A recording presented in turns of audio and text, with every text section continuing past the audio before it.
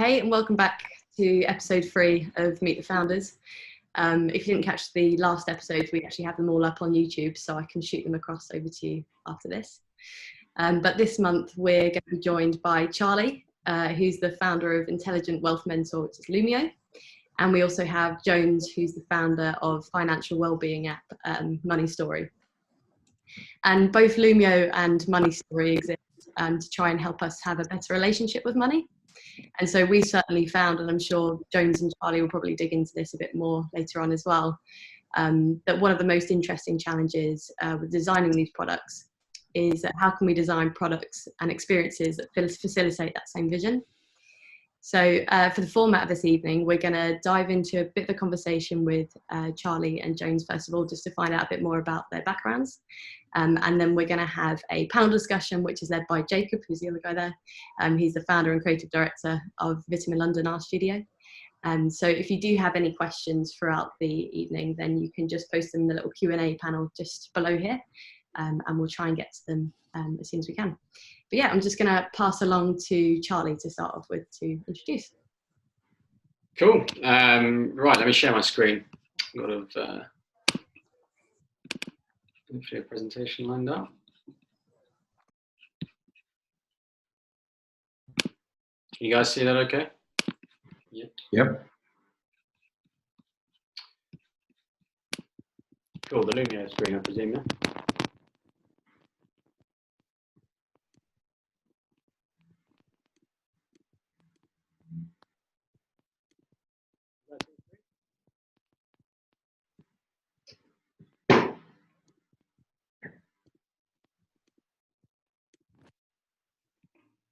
Can you guys hear me? Yeah, we can hear you. Right, and you've got the Lumio screen, yeah? We have, yeah. Yeah. Oh, right, okay, cool. Okay, so over the next 10 minutes, I'll give a quick introduction to Lumio and myself, and the reasons behind it, but also more importantly, who exactly it's for, and then explain a little bit about obviously what it is and how it's serving the people that we've focused on delivering a solution to, and then share some of our learnings. And I think this is a big part of what we want to talk about is share some of the experiences that we've been through, the good things that we've done, but also the bad things we've done, and hopefully help people learn from our mistakes, because we found learning from other people's mistakes is probably the most fruitful way about going through things. So okay, so I mean, like Charlotte said, my name's Charlie Richardson. I'm co-founder and CEO of Lumio Technologies. And along with my 2 co-founders, Tom and Adrian, we created Lumio to make the most of money for millennials with the world's first personal finance optimization app. Basically, this is an independent app that utilizes the best of financial services and fintech products to automatically grow customers' money in the right place at the right time. My personal background is in investment management and managing equity portfolios for high net worths and charities. And I suppose this was like one of the main sources of inspiration for creating Lumio, was experiencing firsthand that accessibility to financial advice and to financial guidance for so many young people. Because we've also had, we've also had this sort of emergence of more and more fintech innovation, especially on the back of open banking, which we might come on to later. And products are smarter, they're more convenient, and they're faster than before, but no one is actually optimizing people's money in the customer's best interest. And that's sort of given rise to billions of pounds of what we call lazy money. And so, what is lazy money? Well, lazy money takes numerous forms. As far as, perhaps the centerpiece of that is, in the UK alone, there's around 148 billion pounds sat in people's bank accounts earning next to nothing. And that, as far as Lumio is concerned, that presents us with a huge challenge. And then as an industry, it's a huge challenge, but it's a huge opportunity at the same time. But the key part here was, and Vitamin knows very well, having worked with them on this, on these pieces as well, is before you start building the product and adding the bells and whistles and coming up with that solution, it's really crucial to really understand the customer. And at this stage, that's almost all that matters at the early stage of a company. You want to be able to, I suppose, limit the risk that you're taking on before you dive in and start spending money on design and development. And that all starts, like I said, starting with the customer. So, who are they? Almost how many of them are there? And is it a viable commercial business? And I'd really encourage any early stage founders to dive into this very deeply, that process of customer validation and knowing your customers inside out. By understanding those customers, and it will evolve, with a live product when that day comes, and you can start applying the analytics, understanding your cohorts, and that will help you accelerate towards product market fit. But the first steps around that validation piece are really valuable. From a Lumio perspective, we decided we wanted to focus on the attitude, situation, and of that individual customer, and not get too bogged down in the demographics. We wanted to understand exactly how they're living, what's important to them, but also dive into some of the ways that they're spending as well. So we dived into, and this really helps you understand exactly how they're living their lives and the opportunity that experience that exists for Lumio and companies like Lumio. Beyond that, obviously, we wanted to really understand what it is that's stopping our customers from optimizing their money. And once we were able to understand that, we can start relating to the problems that those customers are experiencing and relating to their needs, and eventually obviously building a product for them. And again, with that product and where we are today with a live product in the App Store, we spent a hell of a lot of time, and part of that obviously with Vitamin as well, testing mock-ups and prototypes. And we obviously continue to do that today as part of our product iterations. We run a really open and public product feedback loop, which informs our learnings, helps us squash bugs, and obviously improves our processes as well.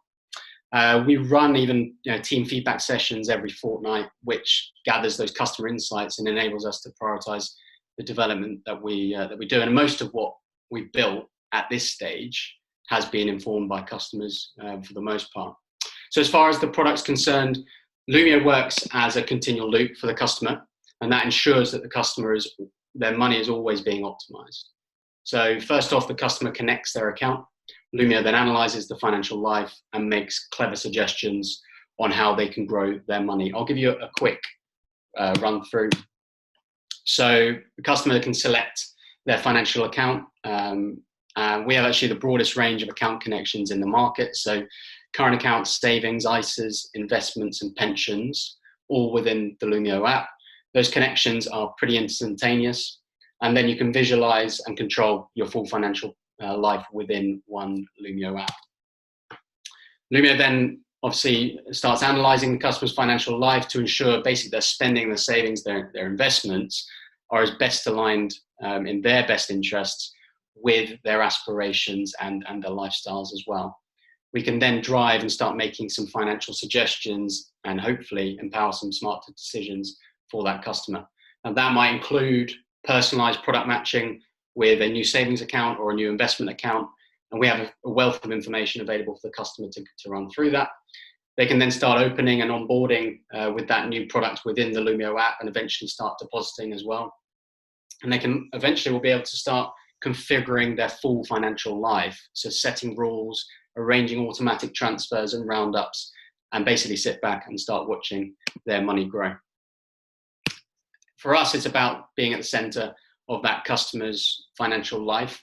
And that's why it's so important for us to have that full breadth and the broadest range of account connections in the market. So in terms of the learnings and a few things that I would share and I would sort of really empower an early stage founder to start with, is basically to put away the wallet and do things as leanly and as cleverly in the early stages as possible. And these are 4 pieces which you can do pretty well just with some hard graft. So the problem validation and the customer validation piece, that can be done pretty effectively on a very lean budget, and so can the solution validation for the most part. And then the competition analysis and the value proposition. I'll just share some examples of how we did that as a team as well.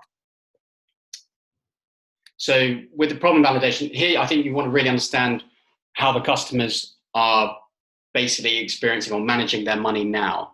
So this can obviously take many forms, and it depends on the type of product, but no matter whatever the work you've done up till now, you are just testing a hypothesis, and you might have a million sketches, but it's just an idea, an observation, or an opinion.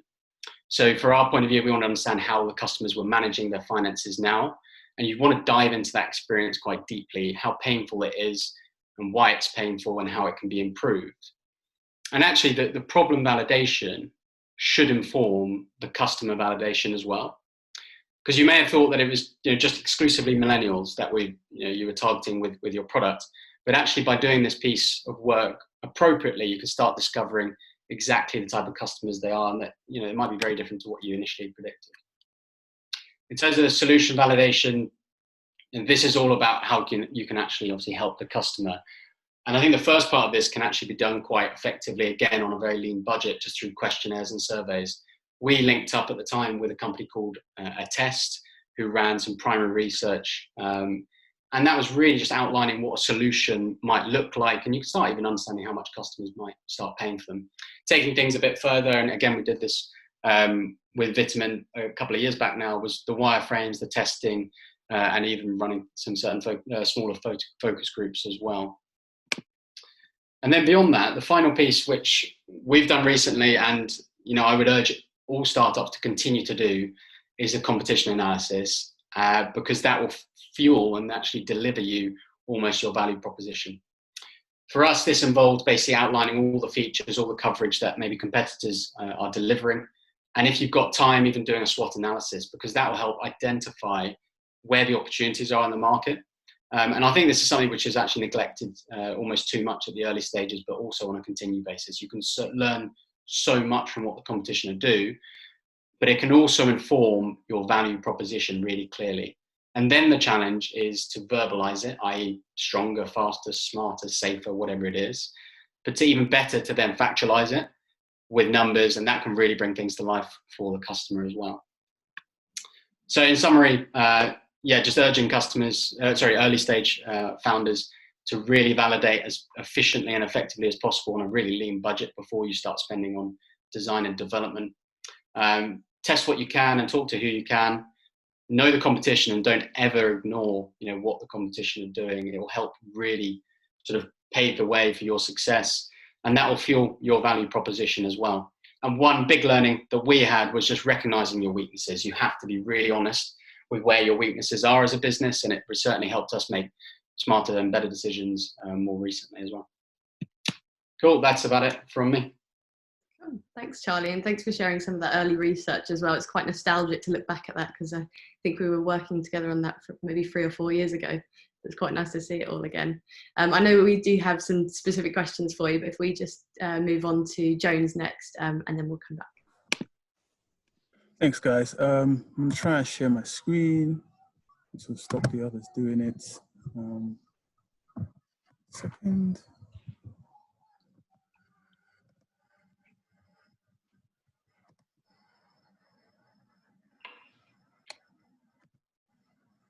Okay, can you see my screen?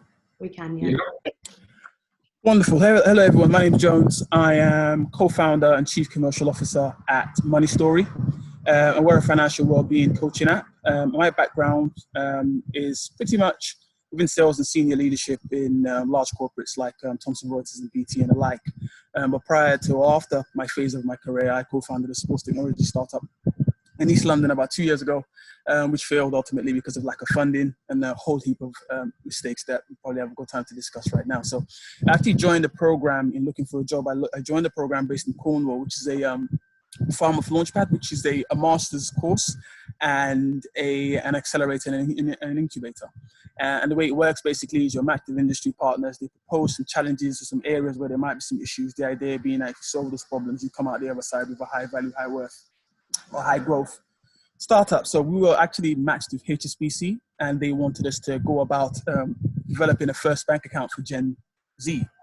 But the way the program works, as I mentioned, is we go off on our own journey for literally 12 months, conducting feasibility studies and industry analyses and all sorts of stuff in order to actually identify the best way, what the actual issue is, and the best way to go about executing it. And actually, once we started to talk to people about their problems or their relationships with money, actually, and clustered the feedback we had and compared that to what was coming downstream from fintech, we identified that there was a prevalence of more emotion-related subjective issues affecting individuals and how they relate with money. And in so doing, we identified the opportunity to create what we call a financial well-being app. And I'll explain very quickly what that is. So where we are right now is we're focusing on low-income households, mainly because we have to find the closest proximity to the actual problem space and parties that can inform our understanding about how we support and deliver to those guys. But also we actually based most of our experiences initially, because we're based in the university, around young people. And our research suggested that, contrary to popular belief, they actually do want to engage around money, but there are a number of emotional, identity-related issues that sort of affect how they relate. So for example, that chasm between finishing university, having a whole heap of plans you have for yourself, freelancing, gigging, all these wonderful things that people are doing these days, and that correlation with traditional banking, and establishing that there are some issues affecting people actually really engaging with their whole financial situation. So this creates a financial anxiety and a lack of engagement, and fundamentally that's the problem we set out to solve with Money Story. And so our idea really is to try and alleviate people from living that life of anxiety and disengagement and resistance to actually taking empowered steps to move forward. And so our solution effectively is the financial well-being and coaching app. And what we're trying to do is to help users to explore their financial identity. So what's my mindset? What's my optimism? What's my self-efficacy? What's my starting point? How can I own that and improve that to make sure I get my financial life in check? But also empowering them to improve their financial behaviors and decisions through unique experiences, or we call it like sort of pseudo educational pieces. Basically, that's insight to help individuals to sort of optimize, take ownership, and be proactive about where they say they're trying to go. And this slide kind of talks about what goes into those experiences. We sprinkle a lot of writing, illustration, animation, voice narration, human cognition principles, behavioral psychology, and coaching, appreciative inquiry. We bring that together in a framework that we designed called Quests, and we deliver those experiences to users on an individualized basis. And we'll talk a bit more about that in a minute. So, and I designed this to be really, really short to get into what we do so we can get some questions later on. But here is just one side of what we do. So what we do a lot of, particularly in the early stages, we've tried to individualize experiences. So we're onboarding these users and we're really trying to get them to tell us exactly what they feel their issues are and help us to steer their experiences so it adds value to them and they can measure it. But also on the internal dimensions as well, we try and use our Quest framework to engage and understand where their current mindset is, their optimism and their self-efficacy, and drive tips and advice and support to help them to move from, say, fixed mindset to a growth mindset, because we feel that matching the external and internal dimensions is actually where you bring about the most impact to help people to go from A to B. And in the middle of that, is the ability to change our style of engagement, to actually go from a casual form of copy conversation to a more formal type of conversation, because we felt that would be quite valuable for users. So this is a very quick overview, some quick visuals on what the Quest engagement framework is. We're quite early in our journey, so we are pretty much an early stage venture, but this is what it looks like. We have an MVP available right now. And our service consists of an app and a content management platform, which we kind of developed alongside Vitamin, which allows us to kind of curate the experiences from start to finish and start to build our intelligence from that point on moving forward. But this gives you an overview as to what the actual framework looks like. We'll talk about gamification, all these wonderful points later on, I'm sure, in this conversation, but this kind of speaks to what that actually is. And this is what we use to bring the users in, connect with them, get them to take ownership, capture what they're trying to get to and move them forward to where they say they're trying to go. This is one dimension which we have developed and we're looking to introduce, which is a dimension around financial reflection. So I think Charlie mentioned open banking. Here, quite simply, we're helping users to pull in their most recent transactions. We're analyzing their highest transactions to start with and aggregates of their highest transactions, and helping them to kind of check in as to how they feel those transactions, how they feel about those transactions, and understand the impact of those spending choices to where they say they're trying to go. Because, some of the research we identified as part of the program we were on is that people who check their bank statements weekly are generally in a better financial positions than those who don't, full stop. So that kind of speaks to the power of just getting people to actually to connect and be engaged, because that actually, we feel, helps them to move forward. So in terms of research and validation, obviously we came through a master's course and we could talk about that later on, but we did that whole piece, the business plan and the rest of it, and have come out of that process now on acceleration. But we've also part of something called a Smartline project with the European Centre for Human Health and Environment. And that allows us to effectively test our quests and evaluate the impact for our quest with a cohort of users with a close affinity to low income. And also help to get feedback from them as to what impact they feel from that. So we'll be doing that with a focus group, a workshop, and also over a long period of time with users, making sure we can validate actually what do these quests do, how do they feel about them, how do they engage with them, and does that deliver the desired outcome for them? Do they feel good? Do they feel like they're making progress? And we're going to measure that. And that's something we'll be doing for the next 6 to 12 months. We've been doing that for 3 months now. This is the team. It's myself on there, my co-founder, Fintech, who came from the Czech Republic, background in UX and UI design. And most recently, we had a chief legal officer join us who's consulted all the major banks around various psychology-related products around investment and saving and all the likes. And that's it. There's an advisory board there, but that's boring. And that's it. So I'll pass over to Charlotte, and now we'll get some questions, I'm sure. Thanks, Jones. I think we're actually going to hand over to Jacob for the panel discussion now. Okay. Brilliant to see both those presentations and to see the development of them both. Charlie, you touched on it a bit, so I might go to Jones first. But can I ask how you knew the idea was going to be successful? You mentioned the Launchpad program. Did they help you validate the idea? Were there any techniques that you used specifically? Well, and I think Charlie already touched on this as well when he talked about competitive analysis, but I think we were quite confident about where we were going. I mean, no one's ever confident until you get the money in the bank and you're growing, right? But we were quite confident as to, where we were going. When we managed our bias around what we felt a solution should be, and actually, made sure we digested the feedback we have from users. But then the third and final step was really this great book that I really fell into, which is called Where to Play, where we really spent time building frameworks to manage what space in the market we would fall into. Is that me? Yeah, sorry, cut out a bit, but I think it's fine. Sorry. So we wanted to manage what space in the market we will fall into. And once we married our affinity with the solution space, our conviction for trying to solve that problem with where we felt fintech as a whole was going, we felt like we had a decent enough gap to actually go out there and figure things out, and we're continuing to do that with time. That's great. And Charlie, I mean, you're slightly further down the line, I think, as you said. But there must be lots of little wins as you go through this journey. I mean, first launch, second launch, actually like reaching however many users. Do they give you a sense of success as you travel through that journey? Yeah, I think you probably do break down those successes into sort of moments, but I think seeing for the first time sort of customers starting to engage in the app and how you want them to, and start to grow their money and discovering better products that are going to help them, achieve what they want to in life, and that's hugely satisfying. It depends how you categorize success, obviously, because you obviously don't know it'll be a success, but at the beginning you have a strong inkling that you believe in a solution and you've experienced the solution.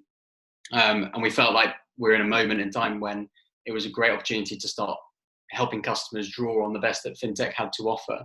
As a company, we are still searching for product market fit, but we're on the right course to achieving it. And that would probably be, and it's obviously a relatively difficult thing to define, although people have tried. That would probably be the biggest validation we can have, the next biggest validation in terms of product success. But certainly when we launched into test flight and we started looking at analytics and understanding how customer journeys were sort of growing and greater engagement, and then live into the App Store, I think you do start discovering how valuable Lumio is, and you can start understanding the type of aspects of the product that are so valuable. But I think defining success is something that you never really, like Jones said, until there comes a moment in time when you sort of can categorically say it's working in increments and just working and better understanding the customer journeys to treat those as success, piece by piece. Yeah, no, I think that's fair. It sounds like both of you were very successful in your previous roles and jobs. So what was the trigger point to leave these inevitably quite high-paid roles, I assume, and set up a startup? Can we start with you, James? Just come off mute. Hopefully my line works well. Yeah, so why did I get into startup? I suppose I've always been quite entrepreneurial anyway, but I think ultimately I'm just a nosy guy. Like, I just don't like the idea of being told I can't get involved in other parts of what's going on in an organization. And it's a natural progression in any role, really, unless you move on to other sectors within the organization. I mean, I got to kind of like an account director role, which is kind of like managing a £5.4 million, portfolio and all the rest of it. And it just wasn't enough. And because I'm talking to the customer all the time, and I'm selling the solutions, as it were, I'm kind of seeing all the gaps and hearing different things and not being empowered to solve them. And so, yeah, it was. I had to just sort of step out and see if I can do something myself. And that's kind of what drove me beyond other, more personal things to sort of, seek out that path. And was that kind of brewing for a while, or was there one night you kind of went to sleep, the next morning you woke up and you said, right, now's the time, I'm doing it? So it was sort of brewing. So I joined a San Francisco-based software company, early stage venture, so quite big. So I was doing the whole, San Francisco and back thing, and it was kind of nice. It was enjoying that vibe. All the Facebook guys were there, all the Salesforce guys, and I caught the bug, and I kind of felt like, and because I'd been working effectively in tech software for 4 or 5 years, it just seemed like a natural progression. So actually, my brother co-founded the sports technology company I mentioned, and so I was always with them on that. And then when I went back a couple of times from the States, I thought, you know what, let me just try and apply my talent to something that's a bit closer to me, and that's what started the journey. Very good. And Charlie, was there a specific trigger point where you thought, right, this is it, I'm doing it now? To be honest, I think it was sort of a nagging feeling. And so I'm not sure there was necessarily like a trigger as such, but for a long time, I think there was like a scratch, an itch I wanted to scratch, so to speak. But I had more than I had years worth of pages and sketches and notes before starting Lumio, and like the idea always evolved. And actually, that's something I would probably say to another co-founder at an early stage is there is so much you can do. Like I said before you start, you dive into a startup, and you can de-risk for a large part. But it was always something that I continually kept experiencing, was particularly young people who have fallen into essentially the advice gap for the most part. And once it becomes so relentless and repetitive, it obviously fuels a decision or an aspiration to go ahead and start coming up with the solution. And I think that's basically it, is when you experience something so firsthand and it repeats itself so regularly, the drive to throw yourself into it is quite hard to resist eventually. But I have to say, it wasn't one moment in time when it sort of clicked, but it was something that I was able to continue to sleep on, and that sort of helped certify that this is exactly what you want to do. Yeah. Well, I guess if you're setting up a company about financial responsibility, then you don't want to jump into it too early on. You want to have a good idea of its success first. I was going to ask about the first kind of 3 to 6 months, because I know that's what people are particularly interested in. Charlie, again, you've kind of covered that off a little bit, in that you were thinking about it before you set up, and then you actually went to set up, but then you're still doing a hell of a lot of research. I mean, maybe once you get to the product stage, like I know you've been through quite a few different iterations and you responded to the market, but where did you actually start in terms of building product? And again, what was the trigger point for that?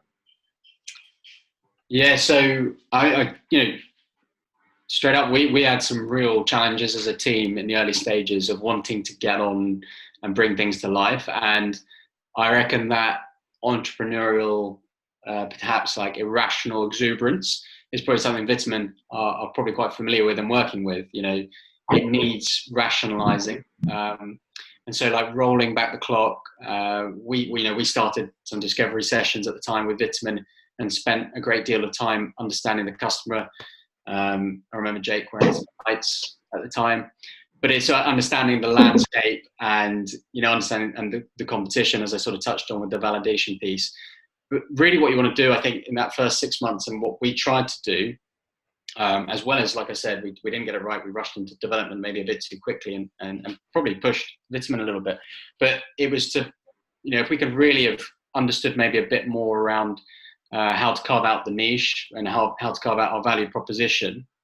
That's probably something we did a bit of, but we would have liked to have done more of. But for the most part, that first 6 months was spent predominantly around the research, the discovery piece. Obviously, a hell of a lot of admin as well, as any startup goes through, and particularly when it's financial services. And then the validation and lots of testing. And the testing, you can do so much testing without having to necessarily build and start designing.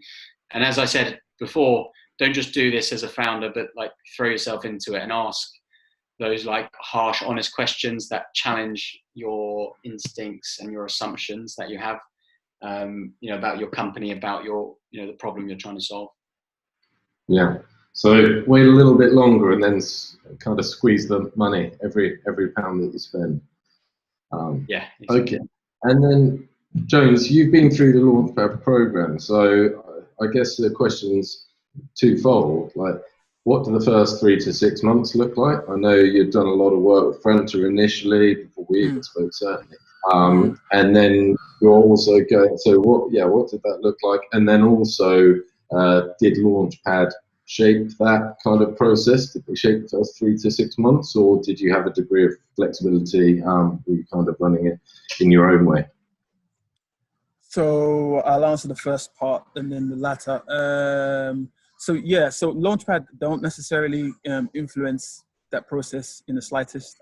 They can prescribe a process you should follow. So they were really big on not actually trying to build anything too early and not overcommitting to what the solution should look like. And so we could have followed that route, but many companies were sort of had an idea in 4 months and were kind of cracking with that. So we were one of the teams who were doing, sort of pitches 8 months in, and people were like, what the hell is that? Like, what do you do? Like, I don't get it. So we were very woolly and very grey for a hell of a long time. We were cool with it, as long as we as a team were cool with it, we were cool with it. So the first 3 to 6 months was, as Charlie suggested, just pure research. A hell of a lot of research. A hell of a lot of research around competitors, but also around the problem space, the industries, the overlapping industries related to where we're trying to go. Innovation and technology that had an affinity with the users we were trying to attract, and what was so special about that. Trends around investing. There were so many areas we were trying to sort of get our heads around, really. Before we then started to say, okay, cool, how can we solve the problem? So we had the research piece with the users and this sort of market type and industry type research that we went through. And it was really fun, actually. A side note, this is when in 3 months in, 6 months in, we did some research, and I boldly declared to the team that I probably shouldn't be saying this on this call anyway, but I wasn't a fan of Revolut and Monzo compared to Starling at the time. And I think at the time, Starling had something like 50,000 users and Monzo had like 1 million. And when we looked at the research around sort of how money works and the profitability of these things, and how banks move, I just wasn't sure that long term it could really run. This is nothing to do with COVID, that anyone can get hit off that. But that's the sort of thing we really had to evaluate, to think about, should we jump into this direction? Then you've got all the things around legislation, regulation, FCA, the implication of costs. So all of these things are like a wine press, they're just squeezing you through out the other end. It should be your space, which is what brought about the venture that we've now created, Money Story. Okay. It's good to hear that Launchpad isn't too prescriptive. I mean, we've worked with a couple of people, a couple of contingents, and it seems like it is a good program. I was going to ask some things, but I think I might skip on to like the single hardest thing about setting up a startup, probably specifically in fintech, because it is notoriously competitive. What's that one thing that's really, really stressed you out? Jones, please. Sorry. Oh, me. I thought about this a bit actually, quite a lot, and I don't want to sound like a dick. So I think the most challenging thing is really around perception. Because, and I'll be quite frank, fintech is obviously semi-established. It's a broad term. I mean, what the hell is fintech, right? Everybody's in it. You've got payment providers, you've got, all sorts of people doing some sort of work in fintech, but it's fintech. That's number one. And number two, there is a history of, bank individuals or banking related individuals driving innovation forward in fintech. And so there is, for us anyway, in terms of financial well-being, this sort of soft, gives a damn sort of subject matter. There's this question around, is this even valid? Like, is this what fintech should be? So we initially had a lot of problems actually around trying to make our case for the value of dealing with these sort of more emotional and engagement type issues, as opposed to something that, or areas that are more traditionally understood, which could be improved, such as payments and all that kind of stuff. And so, yeah, that was the biggest challenge that we've had. I think COVID-19 has obviously changed that. The pandemic has changed that. And generally, financial anxiety is becoming more of a term for companies, as well as governments and corporates around that they should be looking at. So that's kind of helped us to awaken the interest. But before that, it was really, really challenging, pushing uphill against the traditional fintech expectation and perception. So just on that COVID point then, so you think it might actually have some kind of positive factors for you? I know broadly it's probably bad, but you think opinion may change? Well, so on the money point, it's bad, right? So, that's just what it is. VCs and all that good stuff.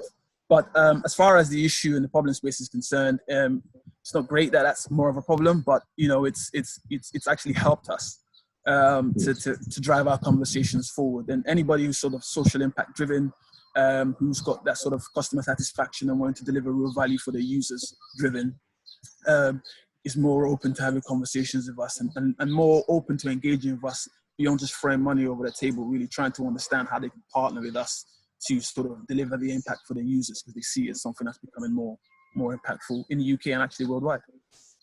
Yeah. Okay. And Charlie, same question to you. I mean, I don't know, a lot of people I speak with, they don't enjoy raising money, and I know you're affected by that, but is that related to the single hardest thing that you've experienced?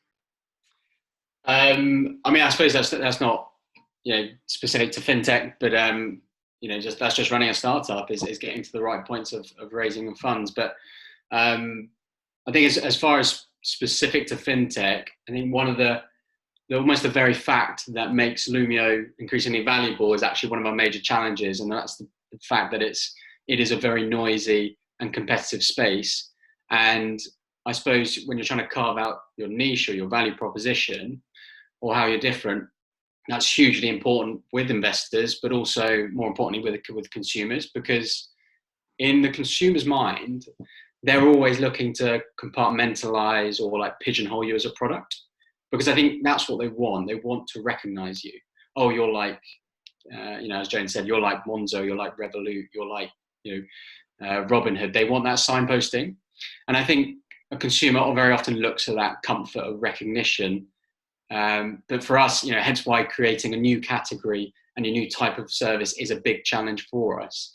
The clarity in the customer's mind of who we are and how we fit into their lives without necessarily taking up too much of their time is a big challenge. And I think for us, the solution to that is basically sharing a really clear value exchange between what we're offering and what the customer has to deliver. That's so crucial here. It's something that we're starting to achieve, but need to do a lot of work to gain the major traction that we're seeking. So yeah, a very busy space in which cutting through and getting into the consumer's psyche to enable them to see where Lumio fits into their life is a major challenge. Yeah. Doesn't sound like we've had any true disasters yet then. I've heard some real scare stories of other founders. Money and finance can be perceived as boring. I was just wondering what your view is on that and how you've made money interesting with Lumio to start us off, John. Is it boring? Is it? Yeah, I mean, like, you as a finance professional who's then founded a fintech startup, but a lot of people do think it's boring, don't they? Yeah, no, I think there is definitely a perception, and traditionally it's pretty boring. It's but obviously it's a total necessity, and I think the relationship with money is very different to the relationship with probably most other apps or most other aspects of your life. But it's something that people are emotionally attached to, because it's the fruits of people's labour. It's the work that they put in is what gives them the money that they need to to live the best possible life that they want to live. So we obviously want to ensure that the customers engage, but I think more than anything from our perspective is we want the customer to feel in control and quickly. So when it comes to personal finance, control and satisfaction, for me, tops boredom. That's where we want to get the customer to. We don't expect the customer to come to Lumio for entertainment. That's not what we're looking to deliver. This is a part of their lives, a very different part of their lives. And if we can instill control into the customer, they're more likely to return, and they're more likely to engage, and they're more likely to see value from Lumio. If you think about all the things that you put off in life, the longer you leave them, the more intimidating they become, and suddenly you feel out of control. So for Lumio, it's not about making finance a thrill. More than anything, it's about delivering financial optimization almost as a utility. Something that happens in the background and acting in the customer's best interest. It's a challenge. Combating boredom, if that's the perception, is a challenge. But I think we don't want to suddenly just start throwing loads of entertainment at it. It's about empowering and giving the customer control. Good answer, I guess. Yeah. Jones, how about yourselves? If you how did you solve this perception that money's boring? Yeah, you keep saying solve, mate. I don't know about solve. We'll find out soon enough. But, I think it's everything Charlie said. But I think we've got it even almost slightly worse because we're trying to do with financial anxiety. So actually, more than boredom, we've got some real. It can be really downcast, and it can be quite negative. It can be a kind of a place people don't want to look, and you have to be careful not to try and rip the Band-Aid off or over push people to look at. Particularly if they have some anxieties around money. So that's actually the problem that we're trying to solve. And I think primarily we've sought to solve that by spending as much time as possible to think about how we posture our brand, our messaging, our arts, our copywriting, our experiences for the users, for our users. And we've kind of come to the understanding that what we really want for our users to feel when they think about and when they engage with us is a sense of optimism. I think Charlie mentioned control and things like that, which we obviously want to get as well. But because of the potentially downcast nature of financial anxiety, optimism actually is the go-to thing we want the users to feel. So when they come to us, obviously they identify that there is somewhere they'd like to go and there are things they're trying to get their heads around. And we are that place where we help them to figure those things out. So it's more like, you can do this, you can improve, you can change your posture, your behavior can change. And that really empowering, self-actualizing kind of tone and posture is kind of what we sit on, and it's the bedrock of how we seek to engage. And that will change as we sort of evolve and broaden our user base, but that's primarily what we want, what we set aside to do, and it's in our DNA. Yeah, aspiration is sort of a big thing that we looked at as well. It's like, how can we change that dynamic on money and how people, view money? And I think it's what they feel they can do with it makes a massive part of it. We've seen for quite a number of years that a lot of fintechs have put goals at the center of their solutions, and it's become almost like a generic appearance in a lot of fintech apps. But I think if we can start bringing it to life and almost bringing forward the goals and bringing forward those aspirations of so many people, I think that's a massive next step for so many fintechs. Is how you can connect the actual goals and the aspirations of those of their customers and actually what's happening with their finances day to day. So you do still, because I remember speaking about goals at the beginning, but you still think the goals are a valid mechanism by which to encourage people to that better financial position? Yeah, I mean, we like I touched on before. I mean, you're looking for tough stories or founding mistakes. I think we sort of bounce between the idea of having them and not having them, and probably maybe ignored some key learnings along the way.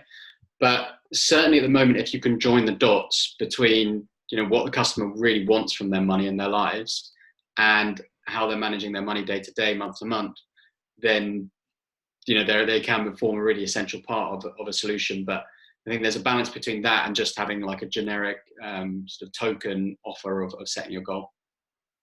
Yeah. I think I've tried to set a couple of goals and I put something ridiculous in, like the odd £1,000,000, and then I just got depressed when I wasn't getting near it, and then I kind of abandoned that goal. So it's not some educational piece that you can do around being more realistic, getting smaller wins and celebrating those smaller wins, which then encourage you to get towards a bigger win. Yeah, I mean, short-term, long-term goals, and maybe numerous goals for customers, they do exist, and it can even be, it doesn't have to be saving, it could be, on the credit side of things as well. So it's something that we've looked at, and it's definitely in our roadmap, is to expand the relevance of the goal, both short-term and longer term. And it's obviously something which customers, if I look at the feedback board that we have stacking up, goals and multiple goals is a big part of that. Cool. And Jones, we've got you talked about these kind of little nudges that you're providing through the Money Story product. Can you just talk to us about kind of what some of these techniques look like and how you designed them? I mean, that's how am I gonna? I don't know. So if I connect that to goals, really, I think all of these things really are around forward momentum and sort of making progress. So we focus more on, we look at what we call milestones maybe, and sort of try to attach the aspirations the individuals have, so users have, to those milestones and things they're trying to achieve, moving home, going on holiday, getting married, buying a car, that kind of stuff. And then we kind of drop down. But what we try to do is, for our quest, we delivered, as I said earlier on in the presentation, is a mechanism called Quest, where we deliver a call to action, which effectively is a quest, and these quests have various forms. And effectively, we do this by helping the user to do one of three things: either to look to the future, to look within, or look retrospectively.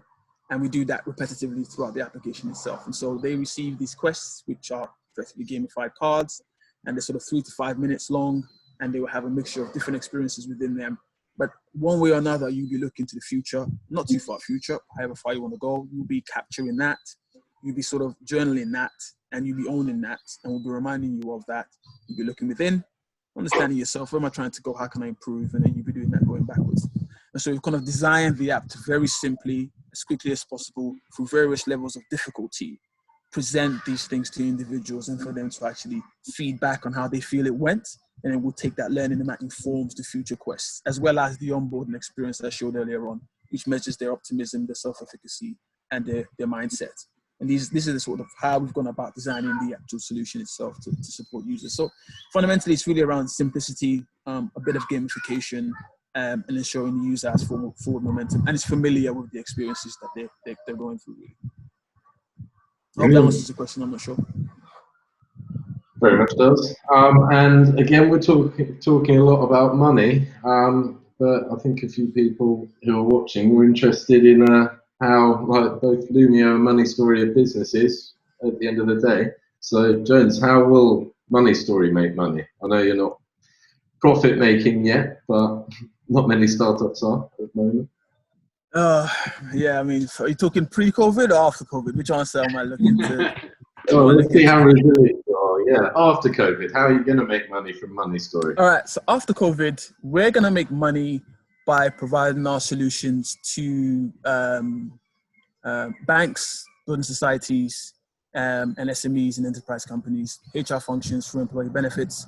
And that's basically how we're going to make money. So it's going to be a B2B2C, and we're going to deliver branded experiences on their behalf to help them to engage with their users and provide the benefit that they have. So if you take the example of employee benefits, it's, and I can't remember the stats right now, but repeatedly through surveys, employees are indicating that financial well-being is an issue that they really want support around. So actually we're in a good position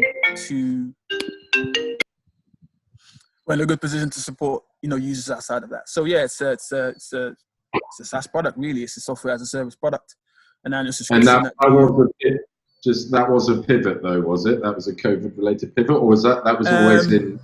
It was always in. You remember, we made sure we created the CMS, the content management solution, on the back of that, and made sure we had different layers of users we could set up, and made sure we had ownership as to how we create the journey. And that was because HSBC was our challenge partner initially.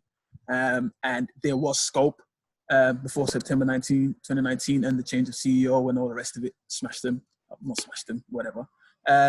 So that's kind of informed it. So because we have that capability within, and because the affinity with financial well-being and the value that banks are starting to see in it, financial service providers are starting to see in it, and corporates are starting to see in it, and because they're more likely to pay because of the value they see for them, we found ourselves having that conversation even more. And we have an interesting conversations, for example, now with the likes of Citizens Advice, Money Advice and Pension Service, housing associations and people like that who get it, particularly anyone who deals with low-income households and people like that. They do want solutions that, almost like a telehealth solution, offers something more than a consultation face-to-face, and 99% of the time I don't see you again. So how do they bridge that gap? And we believe that's something we can help to solve. Sounds fantastic. And Charlie, how does Lumio make money? So we make money through referral fees.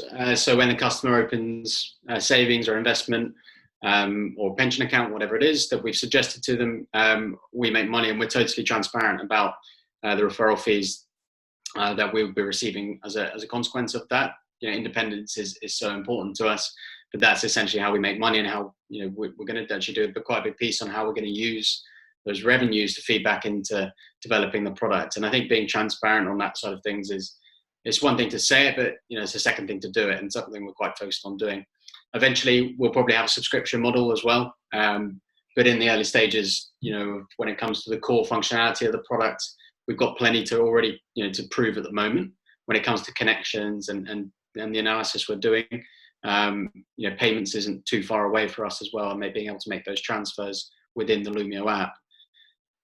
There will come a point in which we move to a subscription model, but it will be hugely accessible, and it will be very good value when it comes. I should hope so too. Yeah. Well, we've it's been very insightful. We've only got a few more minutes, but I think I've been very happy. That's been very helpful, and I hope the audience has enjoyed. We will be sharing this on YouTube after, so we'll share that with you guys. And there will be another Meet the Founders event in a month's time. So thank you, Charlie. Thank you, James. And thank you, Charlotte. Nice one. Cheers, guys. Thank you, guys. Thanks, guys. It's a privilege. Speak soon. Take care. Ciao, ciao. Cheers. Bye, Charlie. Bye.